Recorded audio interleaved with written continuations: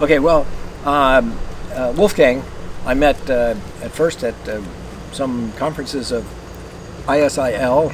We changed our name to Liberty International from the International Society for Individual Liberty because some other organization in the Middle East co-opted the name ISIL for some other purpose. So Liberty International was our first introduction, and then Wolfgang is also a member of the Mont Pelerin Society. We met up in Tokyo at that, and just last month we met at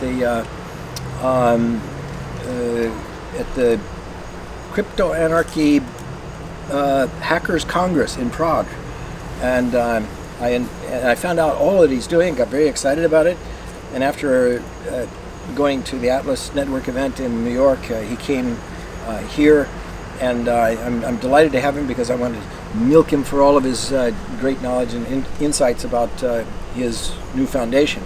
He spent 3 years researching in India. He spent 4 years working with the Free Market Foundation and Leon Low in South Africa. And he's from Germany, and he's founded this organization that he'll tell you all about. So welcome our guest speaker, Wolfgang Muller. Make it worth it. Yes, yeah, thanks. And I'm also from China, yes. Okay. Okay. Never told me about you. Okay, thanks Ken for inviting. Thanks for you for coming, everybody. So yeah. I'm coming from this super perfect country, Germany, you know, the role model in so many cases.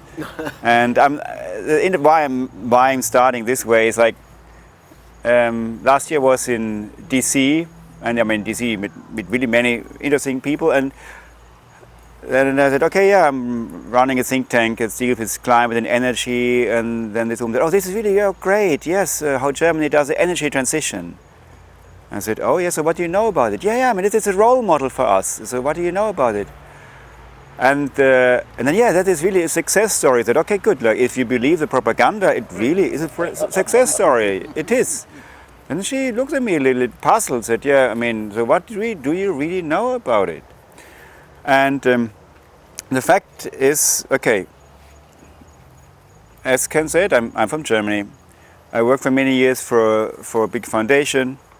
And there was a time when I realized there is something wrong in this, let's say, in this science/climate debate, which was not even a debate. And in 2007, with some colleagues, we started a new organization. It's, to translate the title of our organization in English, it's the European Institute for Climate and Energy. And so this was in 2007. And what made me join this? I'm not a scientist by training. My background is economics, social sciences, more development economics. That's why I also worked in developing and transition countries. But for me, one of the key experiences was in 2002, when in Johannesburg was a World Summit on Sustainable Development. It was basically the successor summit of the Rio Earth Summit. And working for a political foundation at that time, for the Felix Naumann Foundation, I saw what our, let's say, partner or sister foundations with other affiliations did. For example, in particular, the Heinrich Böll Foundation. It's a foundation which is affiliated with the German Green Party. And for them, this was really, understandably, the highlight, you know, because these Earth summits don't come every year. And they produced something very impressive, the so-called Joburg Memo, the Johannesburg Memo. And when you looked at it, it was actually not so thick.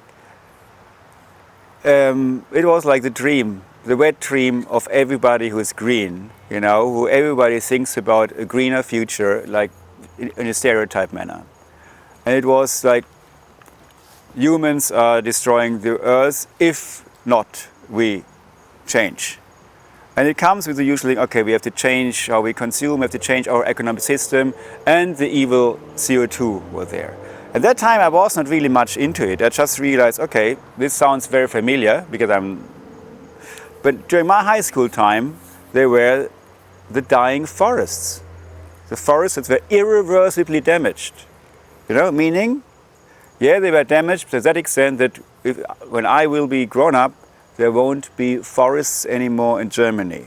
I mean, I don't know whether anybody of you has seen pictures of Germany recently, of being in Europe. Seriously, in the last years, even this year, we have more tree cover than we had in the last 150 years anyway. So, sure, you can say, oh, it's great that it didn't happen. Okay, good. Yes, but then, why was it labeled an irreversibly damaged? Damage I could have accepted, yeah?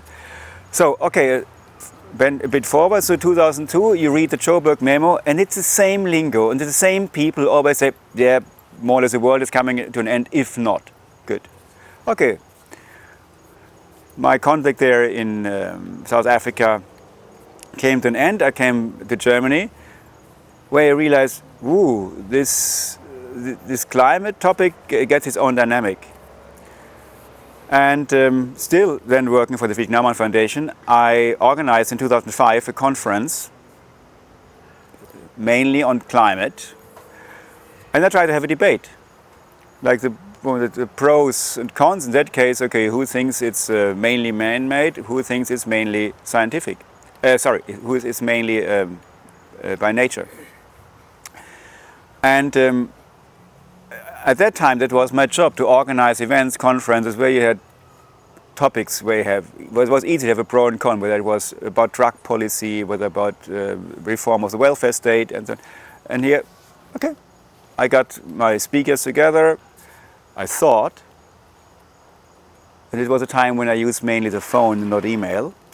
However, when I had my draft program, I sent it to the speakers, and suddenly I realized that the speakers on the let's call them now the mainstream side, the alarmist side, they'd pulled out, or tried to pull out.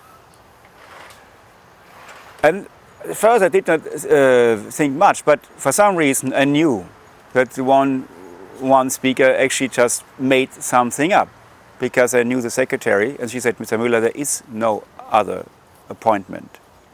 I said, okay, that's a bit weird. And then I realized that some others wanted to pull out, but they were fair enough to stick to the program. So I became a little bit more, let's call it, alert that this topic is, okay, every topic we know is politically loaded, this is super loaded. And so in 2007, I got together with other people who were much longer in this field, and we created our association, the European Institute for Climate and Energy. So the easiest form was an association, basically like a club, but this is what most organizations, even big organizations, choose. To formalize, to institutionalize our gathering, and the idea was, okay, to have events, like conference, publications, all this stuff. And yeah, and it starts already that we realize it's not even to get a bank account, because Deutsche Bank, we thought, okay, we take a big German bank for the international connections, and then we had in mind, and then it took them weeks over weeks not to give us a bank account.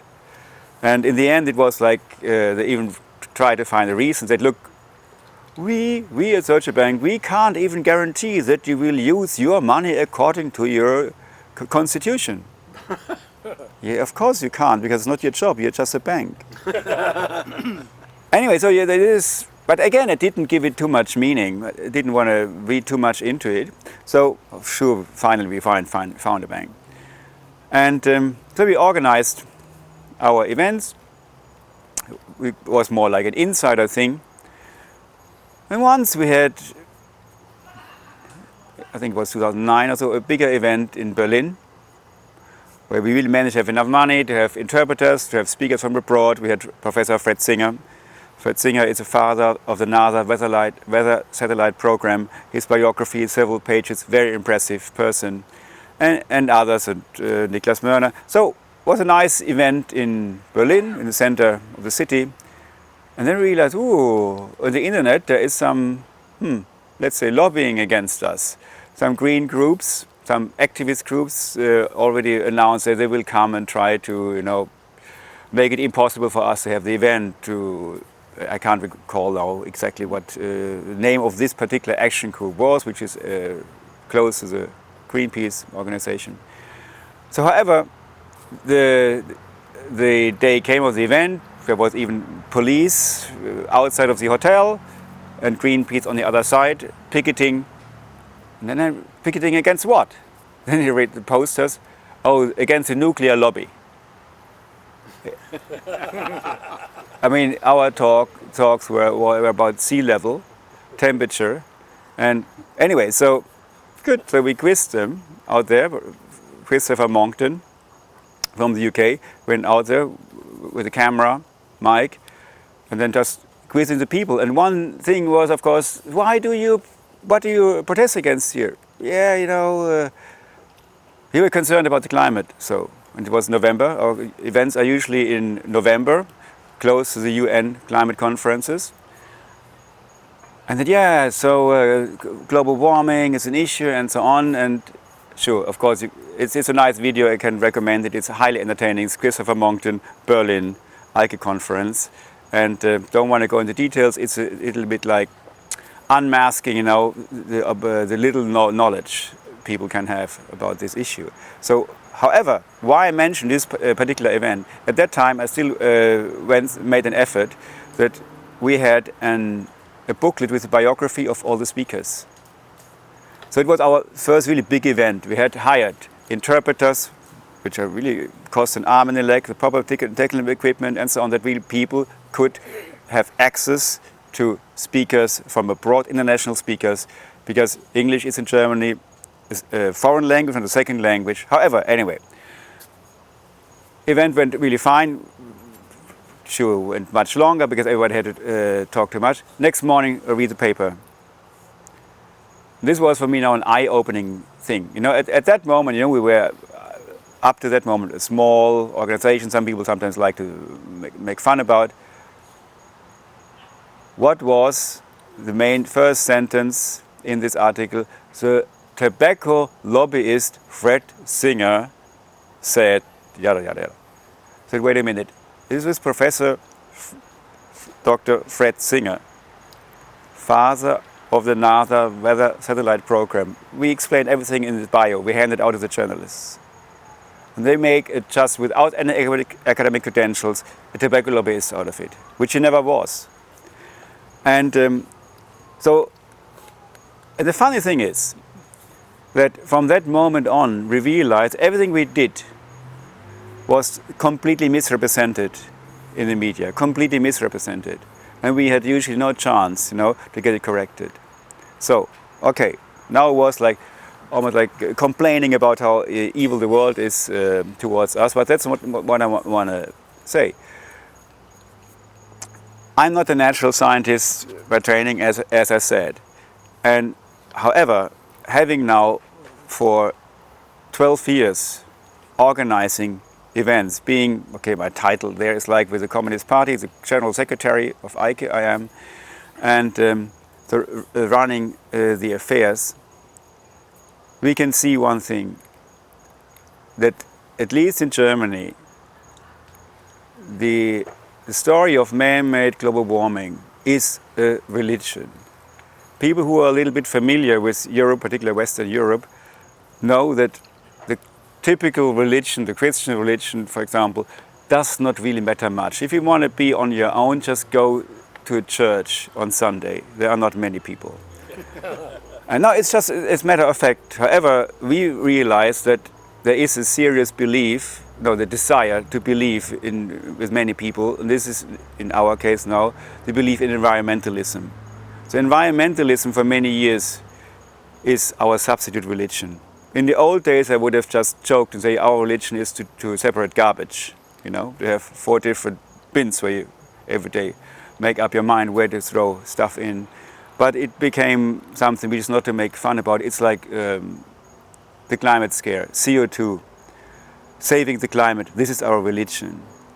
And if you look at it, if you compare it really to religion, we have the same institutions. While there is a Vatican in the Catholic Church, really basically as the most senior, most important institution, so we have similar organizations regarding the climate change. In that case, it's the IPCC. It sounds like far-fetched. If you take what would be the corresponding thing to the Bible, it's the assessment reports the IPC publish every now and then. And the assessment reports are in a particular, of a particular interest, because while the report as such, which has more than 1,000 pages usually, is hardly read by anybody, there's a summary for policymakers, which for some odd reason is even completed before the main report is completed. And the editing of the summary for policymakers is not done by the same people who write the assessment reports, I mean the full report. So, I mean, it's like we all know a little bit about politics. How do you sneak in whatever, the Norwegian cruise ship, you know, that is allowed to travel here between American ports? And yeah, so that's the same style how you edit the summary for policymakers. So when everybody's too tired and going to bed, let's call it the activists put stuff in so that it really sounds very alarmist. So when people complain about that the UN is an alarmist organization, this is only partly true, because it's the summary for policymakers, which is not really the UN who wrote it. Then of course, and we need our media, our friends from the media, who might not even have read the summary for policymakers and make it even more dramatic. And so we end up with media reports where there is a forecast of 150 feet sea level rise in so and so many few years. And you can just pick any number you will find all over the various media outlets, the various how many feet, meters, or whatever you name it. But back to the point. So when I say it is a religion, yes, a religion, an established religion, there is a dogma. And this dogma here is the man-made global warming. And in religion, I mean, if you want to spoil your Thanksgiving gathering, you try to talk about religion at home, I guess. So it's probably worse than talking about politics. And so it's, but it's not just that you would spoil the party. In that case, it's bad. It's bad for your career. It's bad for everybody who tries even to raise a question. And so You're under arrest. What you just said. the speech police? Yeah. Okay. At least it works fast here. And, okay. So what we observe when I talk about speech police, this one conference when I was still with Salon Foundation, where I thought, well, this is just a pro and con debate, you know, the one I mentioned, you know, where we realized that some speakers wanted to pull out. I had one professor, a geologist from the University of Heidelberg. His specialty are so-called climate archives from stalagmites and stalactites. And because they're in these sediments, you can figure out through particular carbon-14, whatever, how the climate was in the last hundreds of thousands of years. Anyway, so I had this professor from the University of Heidelberg at the event talking about this, the past climate. And unforgettable for me, and because Professor Mangini, that's his name, really is a person who always smiles, is beaming, shook my hand and said, Mr. Muller, I'm really now curious how long it takes until Professor Rahmstorf calls me in my office.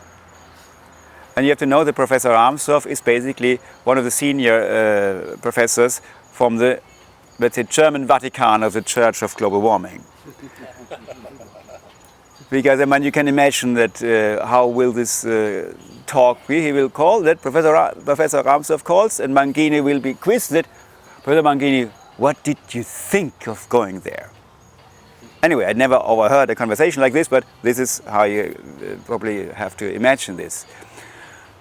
And I tried to invite him in the years later, and he just replied to me very friendly, said, oh, Mr. Muller, I don't believe in conferences anymore. And which I have to respect. And one thing we know is that once you speak out and are seen as a climate realist, I don't prefer actually the term skeptic, because I mean skeptic, everybody should be skeptical in the first place. But regarding the climate thing, it's like being a climate realist. whatever, and that it is very bad for your career. There are now numerous examples where people who are scientists were excluded, were fired. Even professors with tenure were able to lose their professorship. And but back to the point. So I don't want to talk just about our organization, but I mean I think this is crucial that we in Germany, the country which is supposedly the role model for a functioning energy transition, an energy transition whose sole purpose is to save us from the climate Armageddon, you know, from that the oceans will be boiling, or acid, sulfur acid rains. No, this I mean, not many people talk about this, but sometimes it's mentioned. So the energy transition, I want to briefly talk about that one. So why do we have to go for the energy transition? The energy mix in most countries is mainly fossil. This particular electricity generation in Germany is based on fossil fuels. We burn anthracite and lignite. And so the exhaust emission as such, I mean like basically the dirty air, that's not the issue. It's about the the CO2 emissions, carbon dioxide emission. And what is striking really there, that everybody seems to buy into the necessity that we have to reduce CO2 emissions. And this in the absence of any proof that it has a cause. That CO2, that's a hypothesis, CO2 is supposedly the driver of climate change. And sure, I mean, it's totally okay that you come up with a hypothesis like this, but you should try to prove it. And to this day, the year 2019, despite of having spent billions of dollars or euros, any currency of your choice, nobody managed to come up with a proof. It's a hypothesis. Nevertheless, a country like Germany really wants to go carbon-free by 2050. Even if they would say, okay, let's stretch to 2070. The whole thing is just based on a hypothesis, on an idea. And we see our institute a bit like, okay, it's like the second opinion.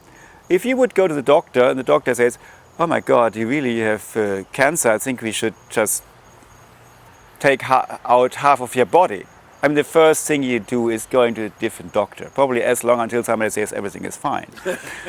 And no, but on a serious note, if somebody comes up, no matter what it is, even with your car, you bring your car to the garage and say, oh my God, we have to change everything, this costs almost more than the car is worth, you will go to a different garage, at least I would do this. And so here we talk about an energy transition which is in the trillions of dollars. The complete decarbonization, which is the aim in Germany, the official aim, will cost, when we really reach it, per household, per month, more than $1,000 per month. I mean, this is beyond mind-boggling. And the funny thing is, people, the only thing they say, yeah, but it's about the earth. Who talks about the costs when it's about saving the earth? And now we come to this total, as we like to say, it's a total infantilization of science/politics, where basically the teenage consultants are the ones who tell the political class what to do. And of course, the people from the big corporations, the people who are very good in corporate social responsibility, they of course try very, very hard, you know, to even preempt all these demands from the people. I mean, from the street. So the pressure of the street is so strong that in Germany, a couple of towns and cities announced, and now listen carefully, climate emergency. I mean, usually if somebody announced something like a state of emergency, something serious is going on. But it's like, it's utterly just hysterical. You have a city or a town where the weather, let's call it the weather, is every year how it was more or less in other years with variations. Or let's call it the climate is more or less like it always was. You have hot summers and not so hot, wet and dry. And so even if we say, okay, it's now a bit warmer than it was in the past, from that point of view, definitely can't say locally or in Germany, in the region, we don't have any what we could call a climate catastrophe, which would justify a climate emergency. No, but they see it globally. This is something which is where you have to now even step further back, more broaden our horizon and say, how does Germany see the world? Germany, we talked about this briefly today. What is irritating, what is confusing for people in the diplomatic world and in politics internationally, what is very confusing when German politicians and diplomats come and the only thing they talk about is climate change. Our foreign policy, our objective, our agenda is saving the climate. You go to any other bigger country, there it's about like our position in the world market, exports, jobs, whatever, you name it. For us, there is one thing, saving the climate, which many don't even believe that this is our agenda. They just wonder, what is the hidden agenda? Yeah, the hidden agenda is saving the climate. And then what is climate? I mean, climate is anyway a statistical construct. You know, the definition is at least a minimum period of 30 years. Let's say you take weather of 30 years. But then again, climate, where, what? There is also one thing. There is no global climate. You have regional climate. And sure, climate is changing. It always was changing. And now they have the idea that we have a global climate it's just wrong. At the same time, yes, certain climates are changing. And we can see that actually nicely with the sea ice, Arctic and Antarctic. While at the one part, though we gain ice, the other part, we lose ice over a period of years. So which is actually, counter-cyclical, I don't know how I would call it. Okay, you can call it also, it's a seesaw of Arctic ice. And anyway, just as one example, so what do you want to save? You want to save a statistical construct. I mean, you live in Hawaii, and so I mean the climate here, I think, is in general very pleasant. Sometimes you have a bit warmer summers and sometimes a bit colder, and all your winters also. But if you now look at the climate models, and this is the most striking part. The climate models which are used by the scientists, the scientific community, they have one major thing in common, that they are not accurate. The climate models, basically none of the climate models that are used are able to reconstruct the climate of the past. What I want to say is, like, you have a model and we have fairly accurate data, let's say of the last 30 years. And people like to, or 40 years, people like to start in the 1970s to say this is when we have proper data, especially when the satellite data comes in. Okay, now we could argue for a while how accurate is satellite data, but let's be it. And so you take the data you have, in models you have, and now you try to reconstruct the development of the climate. And these models can't. At least they're so far off, that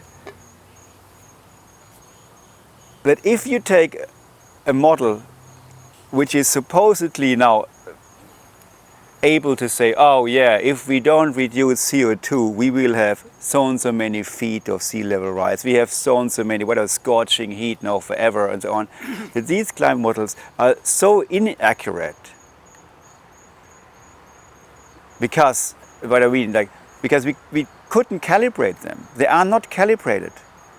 So we take, I repeat, we take models which can't reconstruct the temperatures from the past. However, we take the same models and take them so serious that they are able to be a proper forecast for the future. And then, okay, then I'm misunderstanding something here, seriously. And these models are now around for years. And of course, everybody who has a little bit to do with modeling know that you have to reduce the input. Meaning, like, if you start, you have to feed something into the model. Of course, then the famous phrase is garbage in, garbage out. And if you look at the history of climate models, because climate, what is the definition of climate? I mean, okay, climate is a 30-year period of weather, the average, at least 30 years. But what is climate? How do we see this? The other is, climate is an open, non-linear, chaotic system. So it's chaotic, it's open, it's non-linear. Okay, now tell me, how do you want to model something where you then say, okay, let's add a little bit of CO2. And what is the current concentration of CO2 in the atmosphere? It's 0.04, maybe 0.042. So, but at least it's more than the 0.03 we had a while ago. And so it's almost, the climate models are supposed to make us believe it's like a thermostat. We add a little bit of CO2 and whoop, the temperature goes up. And now comes in where I say where we have the big the science fraud, the scientific fraud. Especially, I don't know whether anybody heard about the so-called hockey stick. This is actually, the hockey stick is a thing like, I would say, the hockey stick is a failed proof that was never true. And so hockey stick, why? Because let's call them the climate alarmists. I mean, the people who say that the climate is heating because of CO2 and it will end in an Armageddon if we don't do anything against it. They always say, yeah. I mean, sure, there was also warming in the past, but it never warmed as fast as it does today or did in the last few years. With the famous word always, unprecedented heating. You know? It's almost one of my second favorite one after irreversibly damaged. Now we have the unprecedented heating. So, and they show the hockey stick, okay, according to their history, climate history, the climate was like boringly flat. There was no medieval warm period, nothing, no meander, minimum. And then it's just like modern times, and it goes up, like a hockey stick that is lying and it's going up. And sure, I mean, if we go to the northern hemisphere and we look at the temperature development from January to April and we extrapolate it, then we get the conclusion that by December we would have probably 300 degrees Fahrenheit or so, or more. And this is more or less the way how they do this. And so the medieval warm period in particular was, according to the people who basically invented the hockey stick, it didn't even exist then. They even denied that there was a medieval warm period. And even when they then later said, yeah, okay, there was a medieval warm period, but it was regional, it was only Europe. This now, it's a very current, let's call it debate, argument in the scientific community, where the alarmists like to say, yeah, let's agree there was a medieval warm period, but it's only in Europe. And recent research the last 2 years shows, no, it was globally. Okay, before that there is no such thing like a global climate, but the temperatures at that time changed globally to a warmer time during the so-called famous medieval warm period. And I mean, it's like, now we could even come from a different angle. So, okay, good. So what actually happens if the Earth gets warmer? History shows that if the Earth gets warmer, it was usually a positive peak time of human development. And the worst time when it became colder. I mean, the dark ages in Europe, the medieval dark ages, witch burning and so on, coincides with summers where there was probably no summer, where harvest really the crops couldn't be harvested because it didn't grow. And this is actually what some scientists also try to point out, that sure, climate change can be very bad, but it's usually very bad when it gets colder. And it has a very negative impact. I mean, just imagine we would move into an ice age. Where do you want to grow your crops? I mean, in the northern hemisphere, we would have serious issues. And okay, but back now to our work. Now we are in the year 2019. 12 years ago, we started our organization, and every year we have a conference, international conference on climate and energy. The next conference is actually basically in just a bit over 10 days, 11 days, in Munich, 2 days. And the talking head videos we do there, 30 minutes to 45 minutes, now we reach about 2.5 million views of people who really wanted to watch our videos, which I think is not bad for a, let's say, not so riveting topic for the general public. And since the Greta Thunberg and the likes are on the street, we also realize a significant increase on traffic on our website. So if you consider our website is basically in German, we have 3 to 5 articles a day on climate and on energy. And so we get 1 million visitors per month on our website, which is actually not bad. And especially if you consider that we don't advertise what we do. And but we get more and more, I mean, demand for, when people say, oh, I read this in the paper and so on. So my colleagues actually constantly, it's almost like asked Aunt Betty or something like this. So trying to bring, to answer the question, which are actually usually the very same, because they read in the paper one of these truths about man-made global warming, about the scare, and then they really want to ask our opinion, where we almost like mantra-like have to say, look, CO2 is a trace gas. There is no proof for it, okay, but that's not good enough. Then people want to know that Professor so-and-so, don't want to mention our names, again says, yes, unprecedented heating. Now we come, I mean, this is a field where you can say every bit you hear, whether the weather stations, okay, every year here, I mean, the surface stations about how the temperatures are developed, how the temperature is developing and changing. Many of these stations over the years, how to say it, they were maybe stationary, but the environment changed. And more often than not, it was not adjusted. There are some general rules how you have to station a weather station, where it has to be located, what should not be around. You should not have it next to an air conditioner who blows warm air into it and so on. Which, yeah, sounds like a joke, but I mean, a significant number of stations all over the world, because of urbanization, because of industrial development, are not anymore in a location where you can say, okay, this is a proper reading. And it is not easy. It's not even somebody that has an evil plan, but and it takes an effort. You have to go there, you have to check how it's environment, and then you have to either decide, okay, let's eliminate that station or find a better place, which is not easy either. So anyway, so it's a non-brainer that the urban heat island effect is definitely a big issue for for our weather data. So, and let's be so generous to say, good, they already managed to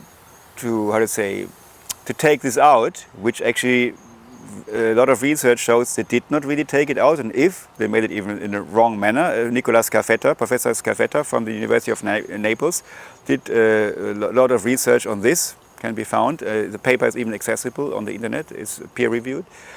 And so it's almost like when people listen to me that oh, Mr. Muller, like, everything you say, basically everything is wrong. I have to say, yeah, a lot is wrong. A lot is really wrong. And let me just briefly talk about the so-called energy transition that we have in Germany. When these people, when they meet me and they say, "Oh, great, the role model." Yes, okay, then look how we did our energy transition. I mean, the nice part, in inverted commas, or the fun part is that we start to calculate our emission reduction basically so early that we can take into account the deindustrialization of the former communist East Germany. So basically, before unification, the communist part of Germany, East Germany, they were extremely relying on burning lignite in very, very inefficient power plants, and at home they were heating even with lignite, also in a very inefficient way. And the whole industry, the whole economy was just not so efficient, which is not uncommon for a communist command economy. And so, okay, we basically, let's call it, that's not necessarily academically correct, but deindustrialized a significant part of the East German economy. So it's a non-brainer that you end up with less emissions. This helped Germany very early to look how we decarbonized. Great. And the next part was much, much harder. Much harder because you have state-of-the-art anthracite or lignite-fired power plants. I mean, as I said, our energy mix is, the major part was from coal.